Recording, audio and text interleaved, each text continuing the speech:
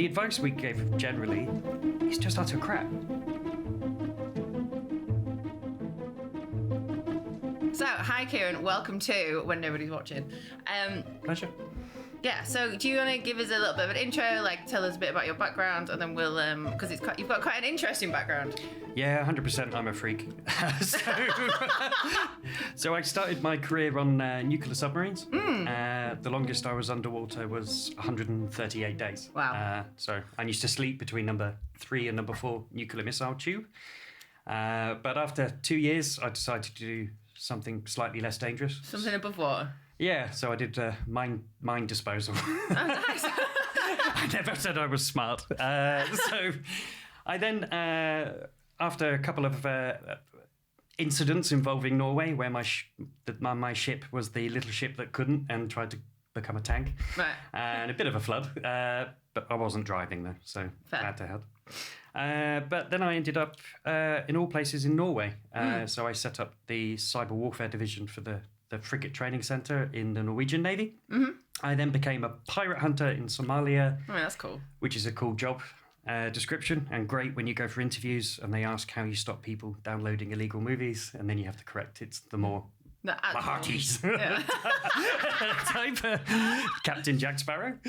After that, I then went to the University of Cambridge as part of computer emergency response. Yeah. So that was interesting because organising academics is like organising. I heard in cats, yeah. I can imagine. Very, very independent cats. Yeah. Then went to Estonia.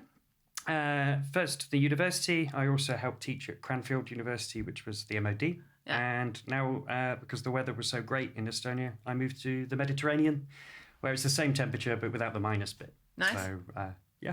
So, Excellent. yeah, that's Quite a varied background then. And now you're a CISO. Yeah, someone has to. Yeah. Yeah. So you've got quite a interesting history with risk then. You're a risk Very taker. much, yes. Yeah. Cool. Risk adverse, but also action. Yes. Yeah. So when we're talking about human risk, and obviously you've got to presumably report that to the board, what kind of metrics are you looking at in terms of how do you quantify human risk within an organisation? Because presumably humans are quite unpredictable, right? So trying to put a number on that is a difficult question. It's a really good question, and I think the biggest problem you have is you actually have to fight the rest of the industry. Because the rest of the industry, I'll be blunt, really picks crap KPIs.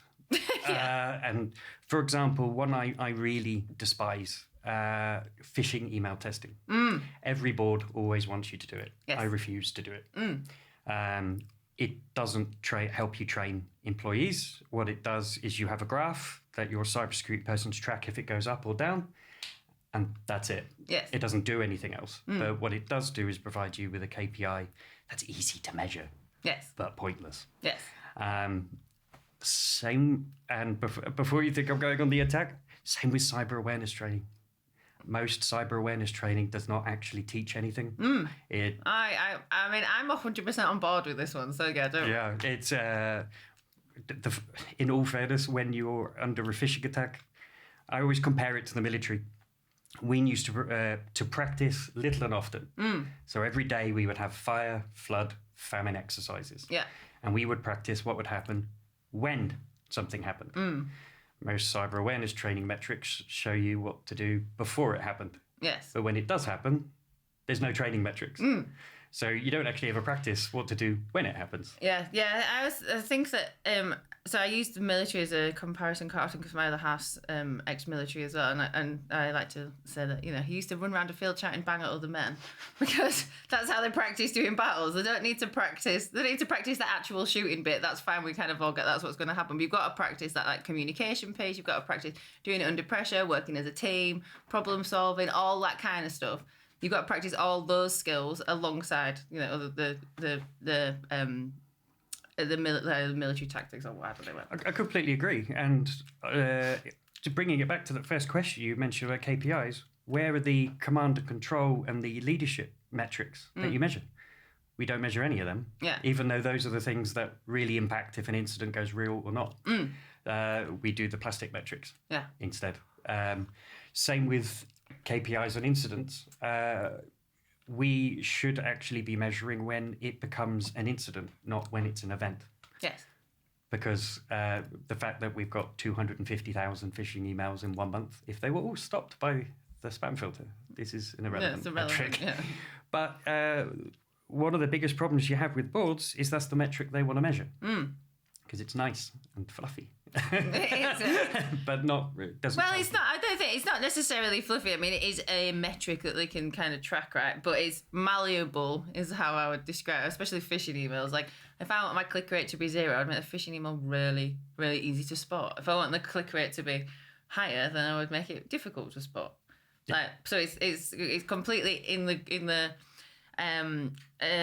what's the word that one? It's like up to the person who's delivering the phishing email to decide what that phishing click rate is going to be. Sure. Yeah, you're basically testing the cybersecurity person's grammar skills.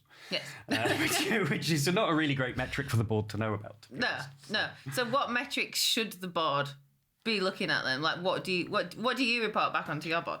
So I report on when you have an actual impact on CIA, so confidentiality, integrity, and availability, and more importantly, focus on, like you do in the military or within the air industry, near misses.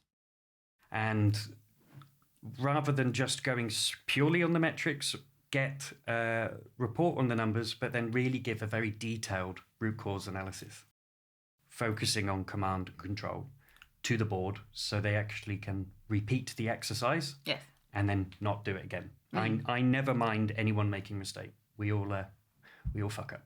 We do. But I think we all, and if we can all learn from the mistake, if we know about it. Yeah. But I think the other problem is that people don't always know. No, and if you repeat twice, I always use this silly example, but once in the military, on a certain exercise, we were a very old ship against a new shiny warship. Very shiny. It was like Jeremy Clarkson made it with all of the missiles and all of the things and whatever. And they had a radar signature of a golf ball, and our job was to find them. And within 5 minutes of the exercise started, I picked up the radio, gave their call sign, and said, "Found you." Yeah.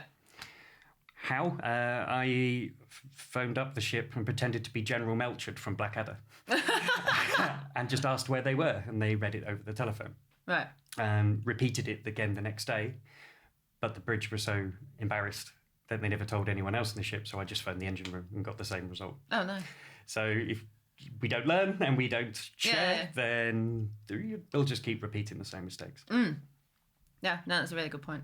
Okay, so traditionally, human risk, we talk a lot about like social engineering, about like being caught by phishing email. Has there ever been anything in your career history that you've found where someone's done something like completely outside of the model that there was no way that any training could have kind of picked it up?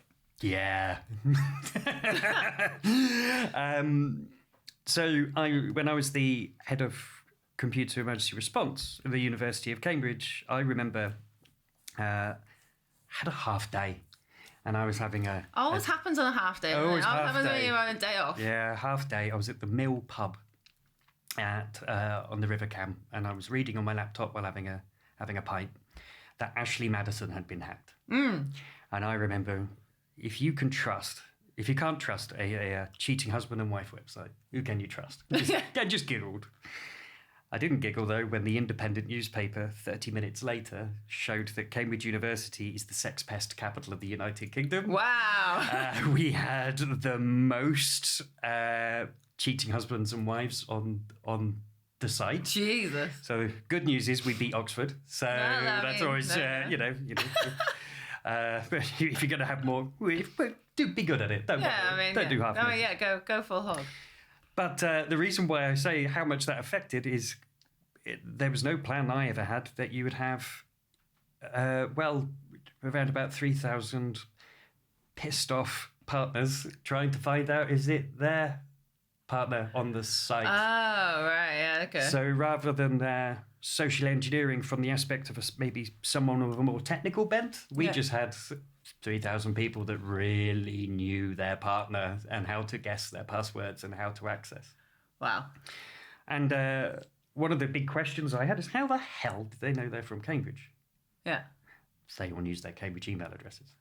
Oh. So it was a very easy research from their side. Yeah. Definitely not one in the books that you could go. Yeah, there's no playbook. Where's this playbook? Dirty sex pests. No, it wasn't in my one there.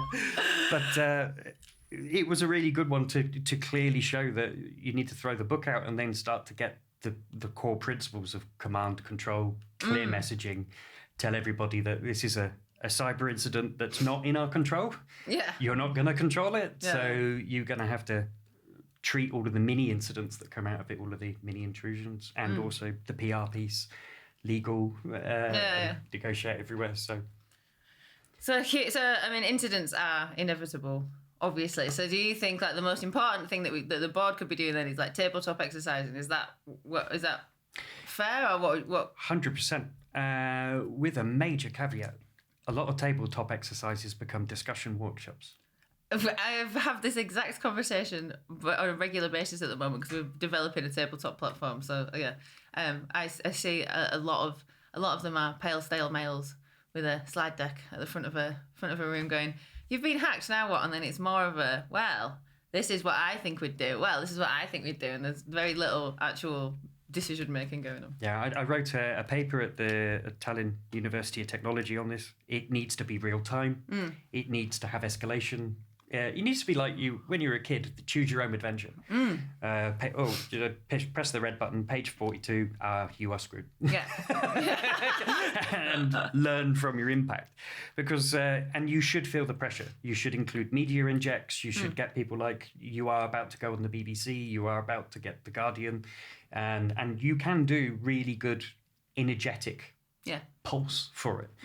I mean, the platform we've got, we're using AI voice technology. So rather than us saying like a journalist is in the room, a journalist is calling you, what are you going to say? And then people kind of sit there and go, well, I would say this. No, I would say this. And then, let's consult the policy. What should we actually say? In a real situation, you're not going to fucking do that, are you? Because you haven't got time to do that because they're literally on the phone. So what we've built in is that we just call your phone with a journalist on the other end of it. And then you've actually got to have a conversation with them. And if you fuck it up, that's fine. But at least you know that there's a gap in your knowledge and in your processes that is kind of that need plugging. 100%. And one of the things that I hate about when you do the tabletops not that way, in the way where you just sit round and do kumbaya, is when you're doing that exercise, it doesn't matter if you make a bad decision. Yes. It matters if you make no decision. Yes. If you make the wrong decision, you'll quickly know about it and you can rectify. Yeah, and it's something like, I think it was Barack Obama might have said it, but he had to make decisions when he was like 51% certain. Because you had to make a decision, and you're never going to have all the information that you need. Just in a crisis, it's like we've just got to do something. So what are we doing? And yeah, it might be a bad decision, but I mean, most decisions are reversible. Yeah, definitely. And you should also make sure when you do the tabletop, not everyone knows about it. When I've done tabletops, I hate it when they say, what's the thing? I'm not telling you. Yeah. What time will it start? I'm also not telling you. Because I want to know, does that emergency SOP of where I contact you actually bloody work? Yeah. No, that's a good point. There's a very good chance that it doesn't. Yeah. I remember once at Cambridge, we had an emergency tabletop. And it definitely didn't work because half of them turned up to the old HQ, the other half turned up to the new HQ. Wow. Because there were two versions of the same document going around. That was a really good learning outcome for me. Yes. We need to make sure there's only one document. Yeah. So we know where to go. But you don't do that if you've already said, well, it's going to be here at 9 o'clock. It's going to be fluffy. We're going to talk about it. There's going to be no pressure. If you don't understand, we'll talk about it. Yeah. No, you shouldn't have that. It should be pressure, and you should feel the heat, and then you generally get the appetite to go learn more. Yeah, I love the putting people under pressure thing. I mean, mostly because from a facilitator perspective, it's really fucking fun. Because most of the time it just involves laughing at people. So I mean, I was regularly in rooms of C-suite people around, like, have you not got that yet? Are you a bit slow? We're not caught up with everyone else in the room's already done that, and they're like, what do you mean everyone else has already done that? I don't actually know whether everyone else has already done it. I'm just telling them that just to annoy them and add a bit of pressure on. Because the more pressure that you add, the more that they all flounder. I always just find that super, super interesting to see, like, what is usually quite composed people, like the regular day job is like being CFOs or CIOs or whatever. Usually super composed people fall apart when you give them like an origami puzzle to do under pressure. Definitely, and it's also that pressure is so. In I know you said your partner was in the military. It would have said exactly the same thing. It's sit repping. Actually, how can you condense the last 2 hours into a 30-second update that everyone can understand very clearly? You can list all of the tasks that are outstanding and exactly where you're at. Yeah. Very, very hard. And you only do that by being under pressure, practicing, and making sure you don't just sit there and waffle, and that you don't end up hyper-focusing on the last thing that came in. Yes. Because it's probably the first thing that got you in here in the first place. And you end up forgetting that and parking it aside because you're not thinking how you do all of this strategically. You're thinking the last thing that happened. And that always gets you further and further into the ground. When we talk to customers about tabletop exercises, a lot of them are asking us, like, how do we build something that's like super relevant for our organisation? But as you've been talking about with the Ashley Madison hack, there are some things that you cannot predict that will happen. So is it that people need to practice like running through their playbooks? Is that useful? I'm assuming that's still useful to do, like run through the common things. But then is there also some benefit to doing something that's just completely fucking ridiculous because it's testing the behaviours and the processes rather than the I guess the relevance of it? Completely agree. You should start the principles first.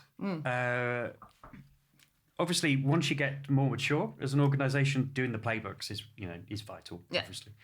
But at the start, I'll be honest, most incidents you have, it's because the technical team can't talk to the management. The management can't talk to the command. Legal can't understand each other. You end up splintering into silos. Yeah. Then operation hands to blame stations comes in, and you're just finger pointing. Yeah. And it's communications that generally breaks down, and it gets you into a good situation if you're practicing an exercise where all of you haven't a clue. Yeah. Because then you're all at a loss. In the same boat, yeah. And you're going to have to learn to break it down into simple tasks, make sure everyone It gets you into a good situation if you're practicing an exercise where all of you haven't a clue. Yeah. Because then you're all before you can start going further into being cyber superstars or whatever. Yeah, and to do into the kind of the individual little processes. Okay, so fix it in 60 seconds. This week we have got a board slide for you to have a look at. Now, obviously it's not a real board slide, but I think it pretty closely mirrors most of the metrics that people kind of report back on. So you've got 60 seconds. What would you do with it? Bin it from a start, but the first thing is when it has mandatory training, especially with cyber awareness, I really despise this because with awareness training, the training that you give to operator number 8 in customer service is slightly different from the person who's the architect of your payment platform. Yes. They should both require training, but one of them is slightly different from the other one, and you don't want to overkill it. Phishing simulation click rate, don't bother. And anybody that says that phishing simulation is good, it is not. It is 100% terrible. Because when an incident happens, I need the trust of all of the employees. Yes. I've just spent the last 12 months tricking them to click links. There are good ways you can do it, which I will happily discuss. Yeah. But when you're doing it in a way of generally, you're trying to catch them out. Yeah, that's fair. This is not a good way of doing it. And policy attestation. I once did a conference in Microsoft in Europe. It was a IT and cyber conference. Not going mad, definitely connected to this. And I actually asked the entire audience of about 500 people, put your hand up if you've read your information security policy. Presumably most of them have written their information security policy. The only ones that put their hand up were the 4, and they were the only ones. They wrote it. Yeah. Well, the policies are documentation. The fact that you've got the policy for a board is irrelevant. You're going to have it anyway. You're compliant or not compliant. Yeah. But that policy doesn't reflect reality. I know. We have to write policy. We have to put policies in all the time. I'm like, some of these policies don't really exist. They're like our AI policy. We've only got one. We got one recently, but I was like, we were using AI prolifically before I wrote the policy about it. Yeah, I'm pretty sure if you look at metrics with most organisations that have been hacked in the FTSE 100, all of them have ISO, all of them have certifications, all of them have policies in place. Yes. The hackers didn't care. So I'm not saying policies aren't a good thing. Oh my God, we got in and saw your policy. That's it. We've turned around now, guys. Yeah, exactly. We don't have an anti-murder at work policy as well, but we comply with it. Yeah, generally. Fair. It's not a metric it's a compliance metric. It's not a security posture metric. Yeah. Cool. So you'd just scrap all of it then? Yeah. Fair. And what would you replace it with? For me, it would be little and often exercises, targeted training, no death by... And how does that get reported to the board on a slide? So what you do is break it down by departments, make sure you have a training program that is connected to each individual tasking, and then report the metrics on that, including getting feedback from the training from the people getting it. Yeah. Cybersecurity people aren't gods. We don't know everything. Wow, really? No, we definitely That is don't. not what most of them told me. Yeah, well, we definitely need a feedback loop. And it's one of the reasons I teach and supervise every summer at Cambridge University. I learn just as much from the students as I learn from them. I learn new and exciting ways to break shit, which is always fun. But my job is to stay one step behind the hackers, not 10. Yes. And so one step I can deal with, 10 I can't. And I have to pass that knowledge along with collectively with each individual department. So the departments must know and have targeted training to help them out. Yeah. But more importantly, testing that when something goes wrong, the drill actually is known by people. And I do spot checks. Actually just ask people, for example, we all know here if there's a fire or if you need the police, 999. Yeah.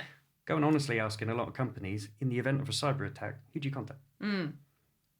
Most people would go, I need to look up on SharePoint. Yeah, we got SharePoint. Yeah, SharePoint's gone. That's just been encrypted. So we don't have that instant reaction. Pressing the phishing button doesn't help after you've double-clicked the exe file. No. Or the attackers are going on. Yeah. So having metrics of that, having security champions, making sure that people are individually in departments that are interested in this, rather than just bog standard awareness training, get them interested.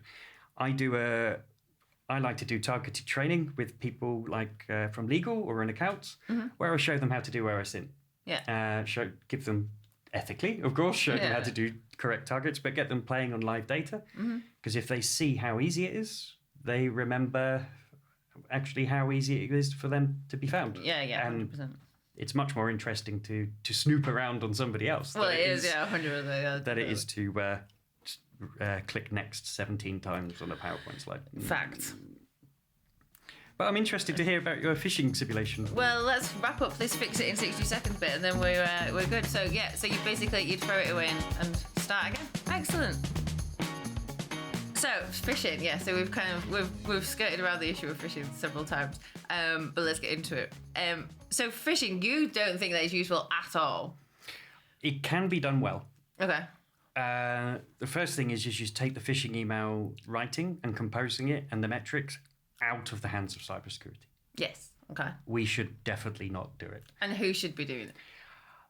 One good way I have seen doing it is it was a great platform in Estonia. I don't know if they're around anymore, but it was the best, most efficient way of where you got each individual department to launch phishing emails against each other. Yeah. So I was going to say, I think that's...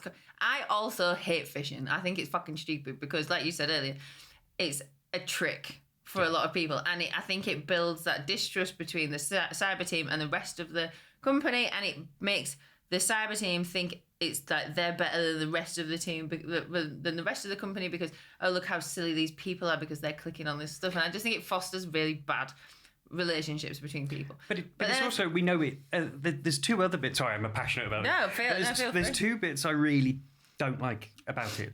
From an academic research point of view, we know it doesn't work. Phishing simulation. There is so much evidence that says it doesn't. In America with the CDC, during COVID, they used two groups of people, mass amount. One of them had fish emails for 6 months. Another group didn't have any. The difference was 2 to 3%. Yeah, so that lines up with similar statistics from University of Washington, where they'd give people one annual module of training, and then another group that gave no training at all, and the difference in between whether they could spot a fish was 1.7%, which is basically like zero. Was no fucking point. But the second one, this is with my academic hat off and my CISO hat on. The advice we gave generally is just utter crap. Yeah. So don't click links from emails from people you don't know. I work in sales. I don't know anybody. Yeah. My job is to monitor the sales box. My job is to find new people to work. Or I work in customer service. What?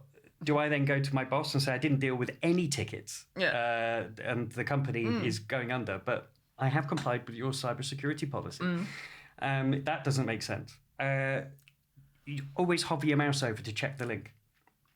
Every website has HTTPS now, including hackers.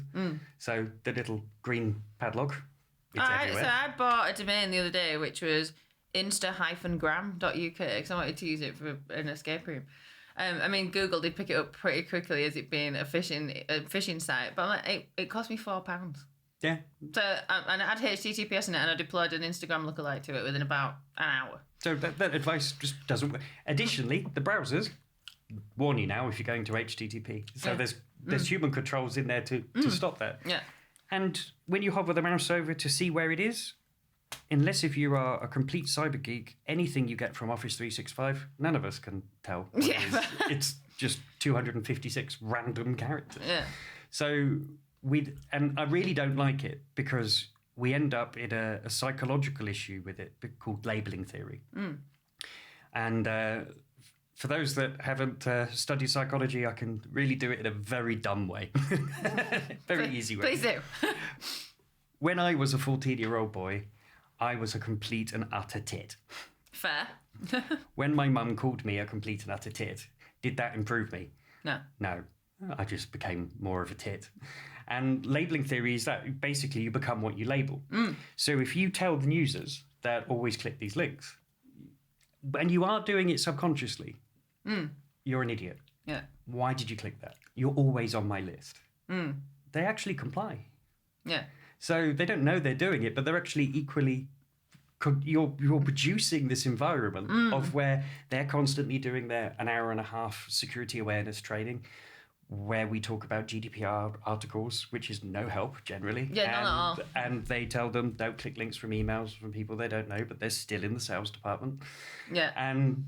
But what we have done is put them in a situation of where you've ground them down that they will comply, but when something isn't a phishing test and it is a real one, they still don't know who to contact, or if they do know who to contact, they don't trust them. Yeah, they don't want to have that conversation because that might have been a phishing email. And I don't want to do the 2-hour awareness course again. Yeah, and the disciplinary measures for making mistakes I think is insane. Yeah, and that is overwhelmingly why I don't. Now you can do it in positive reinforcement. So I think using phishing emails as a metric for the security team rather than don't even let the general workforce that you've sent it to, don't even let them know that they've had a phishing assessment. They don't need to know about it. What you need to know from your side, from the security team, is did anyone report that? Yeah. If you just use it for that, I think then that is actually an interesting way of measuring how your security culture is doing, and are people reporting issues or are they not reporting them? But I agree in terms of for the 99% of the rest of the staff in the organisation, it is of no use whatsoever. Yeah, I have actually one university who remained nameless did have a wall of shame where they would write the names of all of the people. This 100 may be nameless, but definitely not Cambridge. But this approach produced the environment of when they did have an attack, it went rampant because nobody trusted the security team. But they had a great metric, and of course we all know the GoDaddy during COVID when they did a beautiful one where they had a whole employee meeting and they told everybody you're not getting your Christmas bonus. And then the security team thought this was an ideal time 10 minutes later to send them a phishing email that you're the exception and you have got a Christmas bonus. Click this link. And for their Christmas present, they got notification to the manager that they failed their security training and 1.5 hours of security awareness training. That's kicking someone when they're down. Yeah, 100%. And this is just a great way to piss everyone off. And then you can do some good practices with insider threats. Because you're about to get a load of them. Yeah, no, 100%. Yeah, no, I definitely agree with that. If the next breach that you have is behavioural, which is very likely it will be because most cyber incidents start because someone's done something that they shouldn't be doing or they haven't done something that they should be doing, who's accountable? Always me. Always you. Yeah. And I think it's a great question as well, because I think a lot of people in business do not understand this. Accountability cannot be delegated. End of. People try it all the time. I'm the CISO. I'm accountable. That's why I signed up to this job. However, we confuse accountability and responsibility. Yes. All of the time. So, and I think that it's a vital thing. In the military, this is always drilled in. You know, if a captain is on the ship and the ship crashes, the navigator is not at fault. The captain is the one that will change. Don't get me wrong, there will be disciplinary for the navigator. But the captain is the one that goes, it's my overall responsibility. Yeah. I am accountable. If you don't do this, you never get an honest root cause assessment. Because you end up with everybody doing finger pointing. Yeah. It's not my fault, it's that guy's fault. It's Dave. It's always Dave. Dave or God Steve. Damn it, Dave. God damn it. It's always that way. Whereas if you actually just admit it and just say at the start, look, everyone, it's my fault. I'm the one going to the board. If you need a name, me. Done. Now let's move on to actually find out what the root cause so we never repeat this. And then you never name the names. You can just name roles. And everything becomes so much easier. Yeah. But doing the finger pointing only happens if accountability isn't accepted at the first place. Yeah, so you need to remove that blame culture. It definitely, and we all see it because politicians are a great example. It never crosses their mind half the time as if you just said, yep, it's my fault. That story drops very quickly and it changes into something else. Trying to hide it, trying to say it's everybody else, it doesn't work. Additionally, if more than one person is accountable, no one's accountable, so no one's looking at it. Yeah. Everybody thinks the other person's doing it. And if it goes wrong, it's the other person's fault, not my fault. Yeah. So you've got to own it. Yeah. And if you do own it, you'll find your lead as well because you care about it. Yeah, no, I think that's a really good point. It's not the answer I was expecting, but it's a great answer. What answer were you expecting? I don't know. I think a lot of people they would either try and push it up, or say, well, I don't have as much responsibility, or I don't get given the tools that I need, or whatever. So in a lot of organisations, the CISOs report. They're not really going to go see the board. They're like reporting into the IT director, who's then reporting into the board, essentially marking their own homework, which I don't agree with. But I think a lot of leaders would think about that kind of part of the situation first before going, no, I'm just going to take it all on. If I haven't got the tools that I haven't got, I haven't solved the case properly, or I haven't changed my plan to adapt to the requirements. Money is not unlimited, so you deal with what you can. It would be nice if it was. It was, yeah. But it's a really interesting case because let's be honest, something that most cybersecurity people don't want to admit. This is where it gets juicy. Yeah. Cybersecurity has never been better than it is now. We have fantastic tooling. I can see when you've clicked, when you've done the thing. We've got some fantastic oversight. Yeah. Yeah, incidents carry on and everything is the same. So the tooling's got fantastic, yet we are in the same situation. Yeah, so, if you look at the root cause of 62% of incidents this year it's not anything to do with tools and systems, it's people. So it's a very good get out clause to say I haven't got the tooling. But then you ask, look, well, would the tooling have helped? Probably not. And it does. It offers an oversight. But we've actually got some really good groundings for this, of why this is the case. And it's because we're really in a strange situation. If you go, I know before you all think I'm mental. I mean, you're way past that point. If you go back to World War II, when we were trying to organise Britain, Canada, Australia, America, all of the Allied forces, we had 250,000 soldiers, sailors and airmen. In order to communicate orders to them, they had 10,000 administrators. And the average circuit, the way you could send a message, was about 50 baud, which is about one letter every 1.5 seconds. Very slow. Yeah. But the average time to get an order to the front line from Winston Churchill's office was about 15 minutes. Now, if you roll on to Afghanistan, they had 10,000 troops. They had 86,000 administrators. Right. And it was an average of about 8 to 12 hours. Why? It's the same thing that we have now. We are overloaded with information.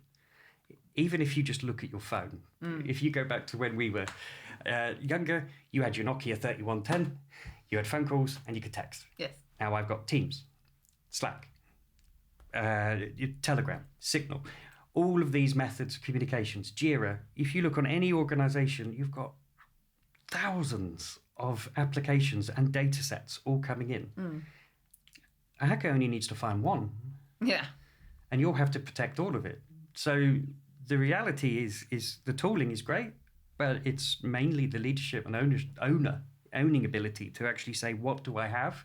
What can I do? And admit when it goes wrong. Those are the things that are causing these things to go in a static level. I think it's interesting because I think, well, we say this in cyber a lot, an attacker only has to get it right once. The defender has to get it right all of the time, everywhere.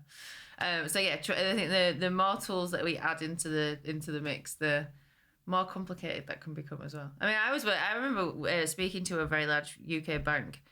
I think they had something like 6 different DLP solutions. So they were encrypting. One was encrypting documents, and then there was another one that was like re-encrypting the document, which meant that people couldn't even actually unencrypt their own document that they'd written like 10 minutes ago because they had too many solutions that were sat on top of it. That's also a very reoccurring theme with cyber theatre, as I call it. If you implement all of the security functions that any organisation can, you're showing me a business that's about to go bust. Yeah. And what will happen is 2 things. Either the company grinds to a halt if you do everything. Yeah. Or most likely will happen, everybody still has a job to do. So any organisation that's cram-packed, and I know this from a number of banks, you'll find out that most of the business is ran by WhatsApp. Yeah. Which is not controlled. No. And everything's just going. And there's lots of shadow IT. And there's, the shadow IT overtakes. But again, you've got a lovely policy that you've got 27-factor multi-factor authentication, and you're having iris scans and everything. But the reality is you've just moved everybody off the platform because it's impossible to function. So what's the point? Yeah. So I'm not saying tooling isn't good, but tooling, you use the tools when you need to. But if you don't have the ability to it, then you have to do what you can. And if you accept the risk, you deal with the incident, and you're still accountable. Yeah, fair. Cool. Well, that has been a very interesting conversation. Have you got any final thoughts that you want to share, like anything around, like, I guess, reporting to the board or around ownership of risk or that kind of thing? Anything that you want to kind of finish on? What do you want people to take away from today? I think the thing that what I would most like to say, and what I love about so far on this podcast, is that we haven't bloody mentioned AI. No. And I think that's really important because every board at the moment wants AI. Now, AI is a brand new technology that came from the 1960s. It's not new. It's been around for ages, and it's just a new iteration of the same problems that we've had.